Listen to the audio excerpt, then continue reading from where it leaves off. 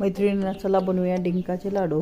प्रथम खोबरं घेऊन चांगलं तांबूस रंगापर्यंत भाजून घेतलं. त्याच्यानंतर आपण थोडंसं तुपावर खारीक भाजून घेतली. खारीकची पावडर भाजून घेतल्यानंतर त्यामध्ये ड्रायफ्रूट्स थोडंसं तुपात भाजून घेतले. आता आपण डिंक थोडं तळून घेणार आहोत. डिंक चांगला त्याच्या लाह्या फुलेपर्यंत चांगला तळून घ्यायचा. डिंक घेतल्यानंतर राहिलेल्या ह्याच्यात आपण थोडंसं गव्हाचं पीठ भाजून घेणार आहोत.